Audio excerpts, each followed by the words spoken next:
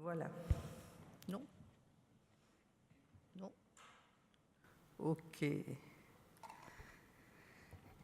Alors j'ai choisi un fond un peu vieillot, parce qu'on part d'une époque un peu surannée par rapport à la sexualité, bien que, si vous avez bien suivi ce que vous a dit Philippe, on est à l'aube de ce qu'on va appeler la liberté sexuelle, la libéralisation de la sexualité. Et c'est quelque chose qui va nous amener à être là où nous sommes aujourd'hui. Je vais être très rapide aujourd'hui parce que résumer 40 ans en 20 minutes, je ne sais pas combien vous pensez que ça fait à la seconde d'année.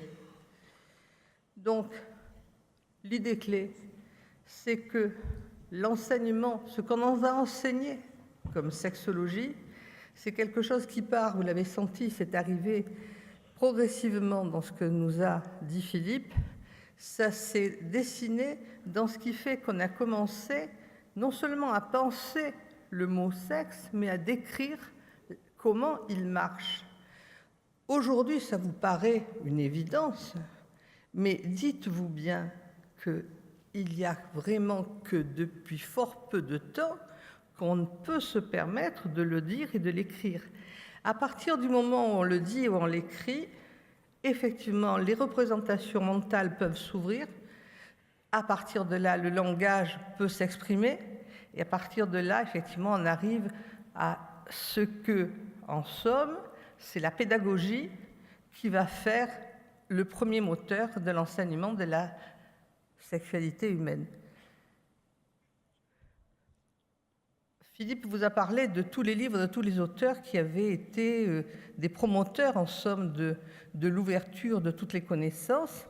Et vous avez vu que dans cette même mouvance, il y a eu aussi cet auteur que je trouve remarquable au niveau de ce qui va amener des nouvelles idées, c'est-à-dire que, regardez bien le titre, Le mariage parfait, c'est-à-dire que c'est en début, on reprend à partir de 1933, c'est bien sûr le moment où on peut parler de l'érotisation de la sexualité, enfin pas on, un auteur commence à l'écrire, à partir de là, son livre fait boule à travers l'Europe, on le traduit dans toutes les langues, mais il fait partie des livres interdits.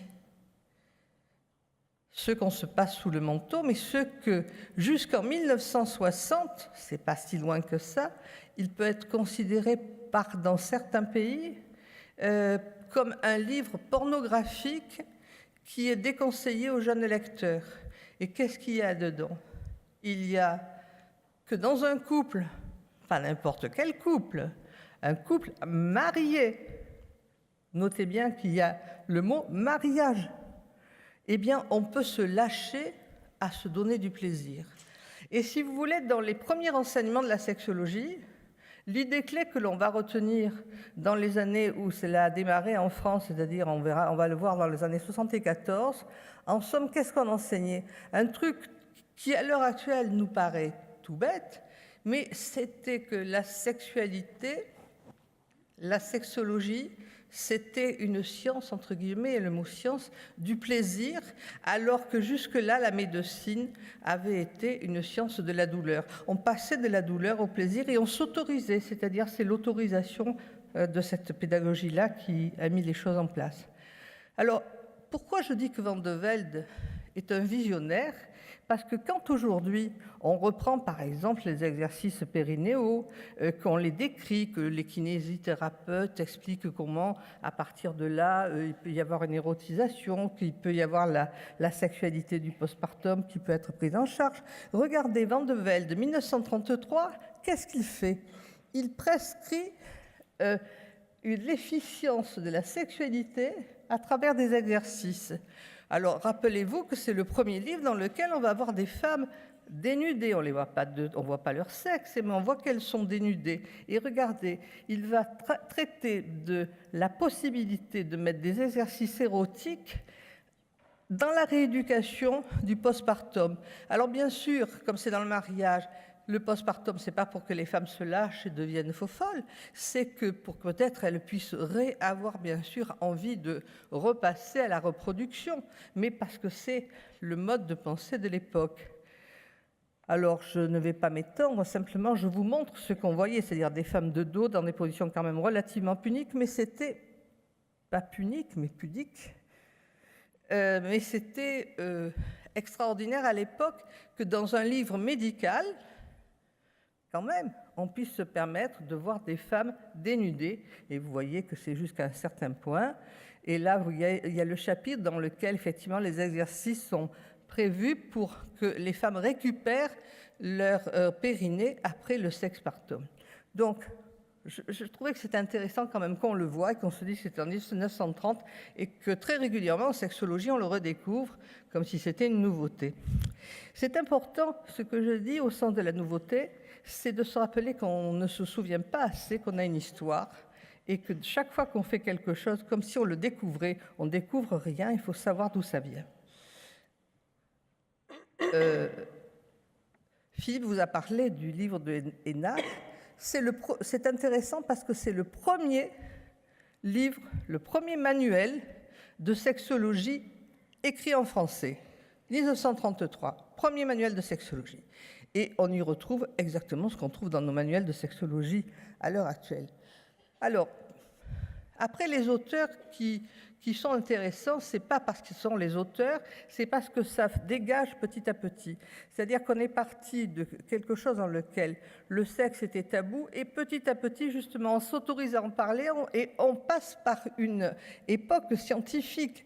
C'est sous le couvert de ce qu'il apporte de scientifique que petit à petit, on va parler de la sexualité et du sexe, de comment s'en servir, de comment il est fait, de comment il fonctionne, etc., etc. Et au niveau de l'évolution des idées, on vous a déjà montré Kinsey et Zwang, mais il y a aussi Robert Porto, parce que c'est l'époque, au même moment où il écrit avec Georges Abraham la psychanalyse et les thérapies sexologiques. Vous voyez ces rapports qui vous ont déjà été éclairés. Et puis un auteur, je ne reviendrai pas sur Master et Johnson, qui sont les pionniers de ceux qui se sont autorisés à étudier le sexe in vivo. N'oubliez pas qu'ils avaient donc, tous ceux qui regardent la télévision, il doit y en avoir, parce qu'aujourd'hui on ne fait que ça, regardez Master of Sex, pour ceux qui ne l'ont pas vu, c'est la vie de Master et Johnson, c'est la vraie vie de Master et Johnson, et vous comprendrez un petit peu comment ça s'est passé, et comment cet homme qui pensait être novateur et qui était tout émoustillé d'avoir découvert que effectivement le pénis changeait de diamètre quand il entrait en érection, que l'érection ça fonctionnait d'une certaine manière, qu'il y avait une vasodilatation, un engorgement sanguin, etc. Lorsqu'il a décrit et qu'il a voulu dire cela à l'Académie de médecine, dans son hôpital, en somme, ce qui est un équivalent, eh bien, il a été viré de l'hôpital. Et il a dû continuer ses recherches tout seul.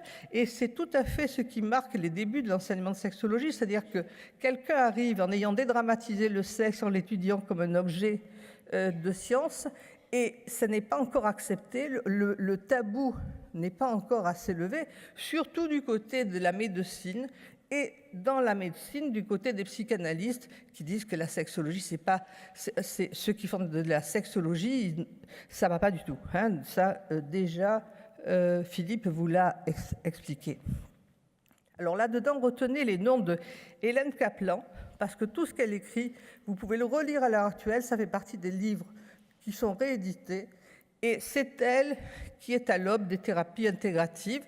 C'était une femme qui en somme, était, elle, psychanalyste, mais qui, en même temps, avait récupéré aussi tout le mouvement behavioral et pouvait passer de la prescription d'exercices sexuels, au sens de consigne, à dans un couple, en étudiant les interactions que ça mettait dans le couple, et en même temps, en pouvant s'arrêter sur le sens que ça prenait chez chacun, c'est-à-dire qu'elle lisait un petit peu sur le corps de l'un ce que l'autre pouvait y inscrire comme interdit. Là, on ne pouvait pas le toucher. Et pourquoi? Quoi ça leur envoyait? Qu'est-ce qui s'était passé? Qu'est-ce qu'il y avait comme expérience antérieure qui pouvait expliquer ce blocage, etc. Vous voyez, à partir de là, on passe dans les systèmes intégratifs où on reprend, et même dans ce qui a été magnifiquement décrit hier par Josselin à propos de la sexoanalyse, parce que c'est le même type de raisonnement qui fait qu'on va dans toutes les branches, dans toutes les racines, en somme, qui mettent en place et qu'on peut permettre de faire arriver à la conscience et de mettre des mots qui permettent à ce moment-là de passer à un niveau thérapeutique. Alors là, je suis allée à l'envers, ça ne va pas du tout. Alors, important, vous voyez qu'il y a eu des livres, mais d'un coup en France apparaissent les premières revues de sexologie dans lesquelles il y a des auteurs, des pionniers qui vont écrire pour le public médical français ce qu'ils ont envie de passer, ce qu'ils ont compris et ce qu'ils savent qu'ils passent à leur niveau. Alors, l'équivalent du quotidien des médecins, c'est un supplément de sexologie information, si vous voulez, à l'époque, qui va devenir une revue en part entière et qui va s'appeler Sexologie, et puis qui va durer qui va être repris donc après par Marc Ganem, qui était le président de la Société française de sexologie clinique et qui en a été le rédacteur en chef jusqu'en 81.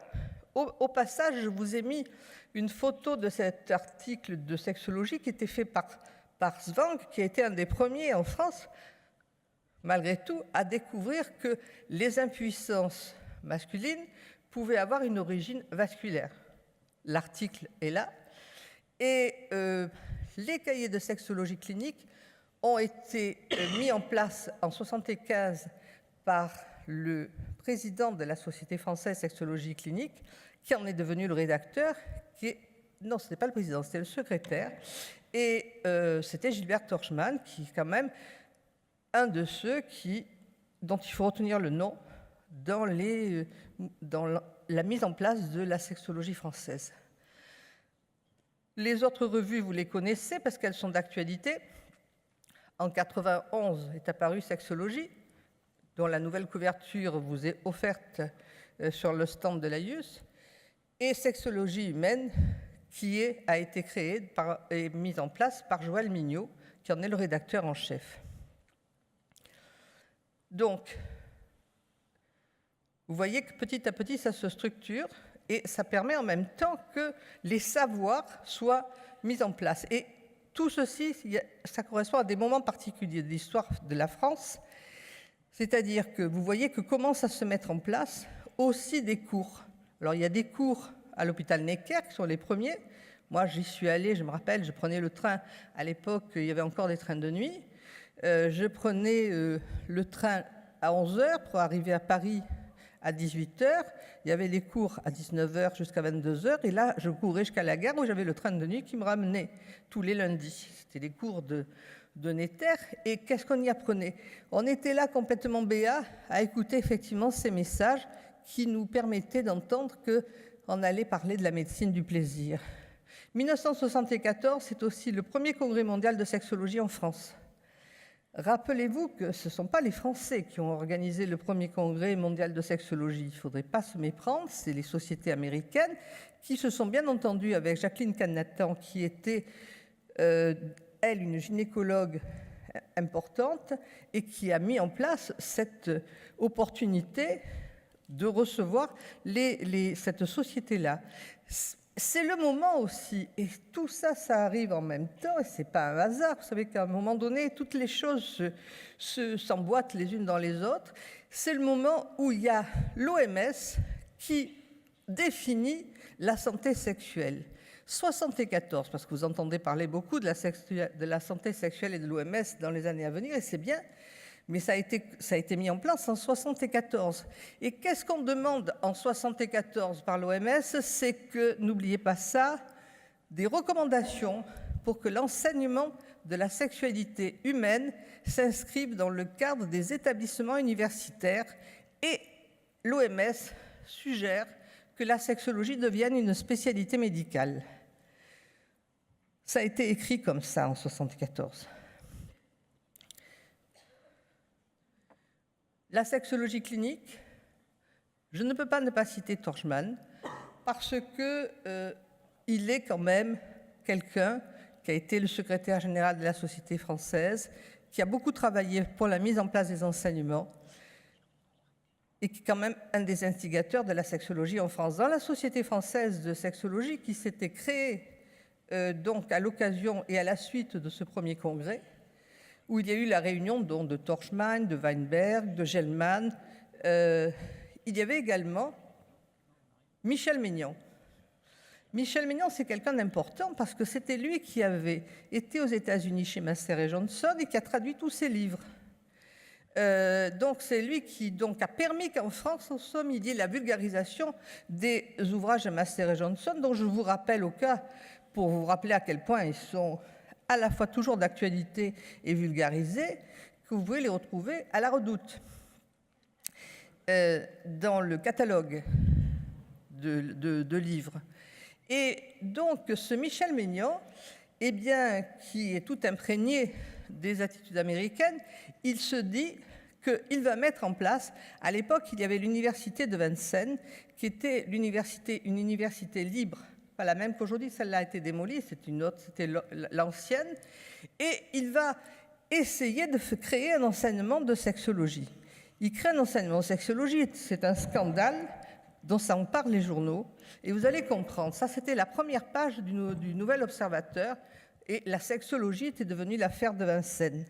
C'est-à-dire que, en somme, pour tous ceux, et c'est des choses qu'on fait encore plus beaucoup à l'heure actuelle, et c'est dommage, on enseignait, si vous voulez, pour faire comprendre le 107 Focus, comment, en somme, on faisait des exercices, comment la place, en somme, de toucher, recevoir, sentir, l'exprimer, communiquer par la peau, mais bien sûr, vous voyez que là, il s'agit du visage, mais n'empêche qu'il y avait, pour l'époque, dans une faculté de médecine, des médecins qui avaient appris à des étudiants à se toucher. C'est ça qu'ont retenu les journaux, et ça fait un scandale. Les cours de sexologie, encore une fois, ont été interdits. Alors, il y a, je vous ai mis un petit peu donc, les articles de l'époque avec des philosophes qui disent « Mais de quoi avait-il peur pour à ce point l'interdire ?» Mais enfin, la peur a fait que néanmoins, c'est passé sous le manteau, pas les caresses. Et les cours de sexologie ont été encore une fois interdits. Malgré tout, vous voyez que tout cela arrive dans un mouvement de libération avec la multiplication des enseignements. Alors, la multiplication des enseignements, c'est des choses dont on n'aura pas le temps de discuter, mais vous voyez qu'en somme, il y a des groupuscules qui sont des porte-paroles et qui, petit à petit, vont créer des diplômes puisqu'ils ont fait des enseignements, qu'ils ont transmis quelque chose, ils ont transmis des messages, ils ont transmis des savoirs. La Société française de sexologie a mis en place comme ça des enseignements qu'ils ont de 3 ans, avec des mémoires, avec un protocole important, dans lequel ils ont donné une maîtrise de sexologie, ce qui s'est arrêté après, mais il y a encore au moins 300 mémoires qui sont dans les archives de la Société française. Jacques Weinberg, qui était également un élève qui était allé voir Masters, que vous pouvez voir sur cette photo, lui avait surtout retiré et emmené des films qu'utilisaient les Américains pour faire un enseignement de sexologie très particulier, c'est-à-dire qu'on montre, ça s'appelait des SAR, c'est-à-dire des ateliers de restructuration cognitive, en somme, au sens où on montre des films qui sont des représentations interdites. Je vous donne des exemples. Faire l'amour avec une femme enceinte, faire l'amour avec des gens âgés. On ne parlait pas, on montrait le film de gens âgés faisant l'amour. À l'époque, c'était l'époque hippie, c'était sur des lits à eau en plus, avec une guitare 12 cordes derrière qui faisait une musique sympa. Si vous voulez, c'était des choses hallucinantes. Moi, je me rappelle quand j'ai montré des femmes ou des hommes qui se masturbaient, dans la joie, avec vous, qui chantaient. C'était ces films dédramatisants. Mais ça faisait partie des enseignements, cela, parce que, au fond, ça permettait de faire parler les étudiants de comment ils voyaient la masturbation, l'homosexualité, l'amour chez les femmes enceintes, etc. On recevait toutes les attitudes avant de montrer le film, et après, on leur mettait tout un mur de films, et ça permettait de voir les contre-attitudes qu'ils avaient par rapport à la sexualité. Moi, je me rappelle de films que j'avais comme ça, où je faisais avec mes étudiants, je posais la question: qu'est-ce que c'est que l'homosexualité? C'est une maladie, c'est des anormaux, c'est des pervers, etc. OK. Et on montrait le film du National Sex Forum, qui montre des personnes de sexe masculin amoureuses, se regardant, ayant des... Non pas c'est pas des films pornographiques, c'est des films de la vie, ayant des rapports comme ceux qu'on peut avoir, quel que soit le sexe que l'on est en face, parce que c'est le rapport dont il est question. Et après, je leur demandais, après avoir montré le film, qu'est-ce que c'est que l'homosexualité pour vous? Et le mot maladie n'existait plus. Et c'était intéressant à cela, ces films. Donc Jacques Weinberg a été celui qui a le plus travaillé, on va dire, sur la cinématographie et les diapositives de la sexologie qu'il a mis en place, mais également, lui aussi, s'est mis à diplômer avec un mot diplôme qui peut être trompeur, on va dire, puisque c'était un DEA. Mais un DEA, c'est pas un diplôme d'études approfondies, là c'est un diplôme d'études appliquées. À comprendre. L'école française de sexologie, oui, mais 40 ans. L'école française de sexologie, c'est Claire et Robert Gelman, je passe, qui ont créé également des diplômes. Bordeaux, 70, Jean Tignol. Il découvre Master et Johnson, il veut faire l'enseignement de sexologie à Bordeaux, 300 personnes dans l'amphi, mais c'est le moment où on veut faire des enseignements, mais on n'a pas le background derrière soi pour savoir ce que c'est et l'enseigner, puisqu'on ne fait que la découvrir nous-mêmes. Donc on peut dire qu'on la découvre, mais on ne peut pas l'enseigner. Donc ça s'étiole très vite. Les pionniers, c'est également Durando et Suzanne Kepes. Suzanne Kepes qui vient effectivement des plannings et des mouvements dont on parlait tout à l'heure. Durando qui a mis en place par la suite ce qui va devenir à l'heure actuelle après Bobigny, l'enseignement de Bobigny. Et puis à Toulouse également, on voit naître les DIPIS, des diplômes interuniversitaires, mais ça n'a rien à voir avec ce qui se crée aujourd'hui. Ce qui se crée aujourd'hui, l'origine des DU de sexologie, ça part de Genève. Ça part de Genève parce qu'il y avait pas Master et Johnson, mais Abraham et Pasini, qui avaient créé des enseignements de sexologie, mais qui, eux, avaient de quoi enseigner. Là, cela va susciter, c'est le moment où, en 1974, on demande qui est les enseignements de sexologie dans les facultés. On va rencontrer ces équipes. Robert Porto est un de ceux qui a été les premiers à aller rencontrer Abraham et Pasini. Abraham et Pasini viennent avec un contrat à Marseille d'enseignement et commencent à nous aider à faire les enseignements. C'est eux qui apportent ensemble la substantifique matière. Et donc, on va créer, qu'en 1976 et pas 1974, Philippe, le premier diplôme universitaire de sexologie. Dans la suite, effectivement, ça va continuer sur Lyon, sur Bordeaux, sur Paris, etc. Ce qui est intéressant, c'est de voir que petit à petit, ce sont des gens qui se connaissent, qui vont échanger des cours qu'ils vont faire et s'inviter dans des villes différentes et qui vont être à l'origine de la naissance de l'AIUS parce qu'ils vont se regrouper en société, mais de tous ceux qui ont envie de faire naître ce type d'enseignement interuniversitaire. Alors, inter-hospitalo-universitaire à l'époque, parce qu'on partait de l'hôpital, mais après on l'a levé l'hospitalo parce que ça ne correspondait plus à la réalité, c'était surtout des médecins de terrain qui travaillaient. Donc, vous reconnaissez tous ceux qui ont continué et qui ont mis en place les enseignements interuniversitaires dans lesquels vous êtes.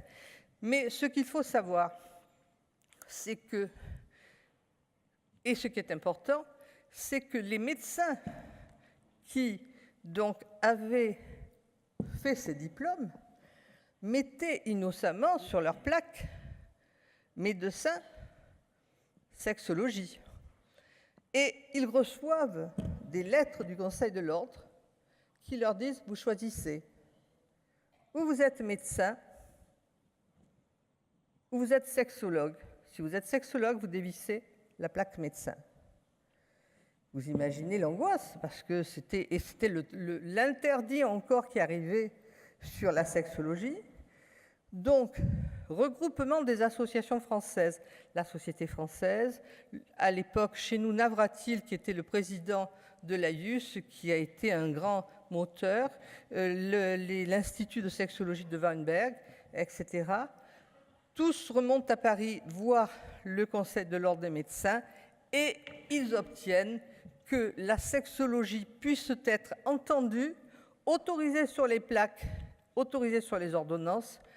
Comme je l'ai écrit en bleu, attention, ce n'est pas une spécialité et c'est que pour les médecins.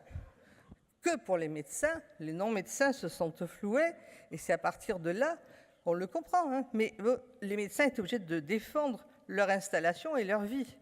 Ça n'était pas contre les médecins, mais ça a pu être les non-médecins, mais ça a pu être par certains entendu de cette manière-là. Et c'est là que se crée un mouvement qui est l'ASCLIF pour regrouper les non-médecins. Donc, à partir de cet enseignement, à partir de cette autorisation d'homogénéisation de l'enseignement français, s'est créé un CCPU, c'est-à-dire un Conseil de coordination pédagogique, dont le premier directeur a été, en somme, Francis Pontonnier, que vous voyez dans le coin en haut à droite, et qui a beaucoup travaillé, qui a mis en place toute la validation des acquis des médecins qui avaient fait des diplômes qui n'étaient pas dans ce cadre-là antérieur, et donc démarrent les DU médicaux, se créent, mais ce n'est pas dans la même, c'est pas dans le même type de protection et dans le même type d'interdiction, les DU-SH de sexualité humaine pour les non-médecins, qui vont garder le même programme. Si on fait une synthèse, on y arrive. Si on fait une synthèse, je rejoins ce que dit Philippe, c'est-à-dire que la sexologie, elle se fonde dans la rencontre. L'objet, ce n'est pas le symptôme, hein. L'objet, c'est le sujet souffrant dans sa sexualité. Il faut lui garder ce côté global qui fait que c'est une rencontre de domaines scientifiques qui met en place donc un langage transprofessionnel. Et retenez qu'à l'origine, dans les années 70, dans ce climat un petit peu de soufre dans lequel on vivait la sexologie, eh bien, il y a quelques universitaires qui étaient convaincus que c'était important, mais dont ce n'était pas les connaissances, le boulot ou la motivation, mais qui nous ont protégés et qui ont donné une responsabilité de l'enseignement de sexologie à des pionniers, mais qui étaient issus de la médecine libérale et qui ont eu des hochets de vanité, des statuts de directeur d'enseignement, des statuts d'attaché d'enseignement, mais c'est des hochets de vanité, ce n'est pas des statuts en réalité. C'est rien, mais ça permet d'exister. Et c'est ce qui a quand même permis que les choses existent. Vous voyez qu'au niveau de ce que vous êtes et qui recevez des enseignements, eh bien, au début, dans les années 98, c'est important de le voir, il y avait 68% de médecins. En 2009, il n'y en avait plus que... ça a commencé à diminuer. Et aujourd'hui, j'ai pris toutes les statistiques de ce congrès où il y a 605 inscrits. Vous êtes 44% de médecins et les sages-femmes sont passées à 15%. Et c'est elles qui sont le chiffre le plus ascendant, le reste est stable. Donc vous voyez qu'à la fois diminution des médecins, importance des sages-femmes et féminisation très nette des enseignés. Merci donc, Mireille. Ça y est, c'est ma dernière diapo. Donc le problème, c'est le problème de la qualification. Les DIU ne sont pas des... N'oubliez pas ça quand même, là il y aura du travail à faire, ne sont pas des diplômes de qualification professionnelle. Ce n'est pas des diplômes professionnalisants. La profession de sexologue, c'est dans notre tête. Et donc, c'est bien le tournant qui reste à prendre pour la sexologie, pour qu'on puisse aller vers quelque chose qui est plus clair. Et je vais juste garder cette phrase que j'ai gardée de Gilbert Torgmann et qui, je trouve, une bonne conclusion. Il disait en 1974 « Ceux qui sont étiquetés sexologues en France l'ont été plus par les patients ». Rappelez-vous, les sexologues ne savaient rien, mais ils voulaient parler. Et puis, de ce fait-là, ça a créé des patients. Et on s'est petit à petit enseigné des patients aussi, des méthodes essais-erreurs. Ceux qui sont étiquetés sexologues en France l'ont été plus par les patients que par eux-mêmes. Désignés experts par le patient, parfois ils en savent moins que le patient lui-même. Et je dirais qu'aujourd'hui, beaucoup de ceux qui se disent des sachants sexologues, c'est eux-mêmes qui s'étiquettent. Merci. Merci, Marie. Bravo.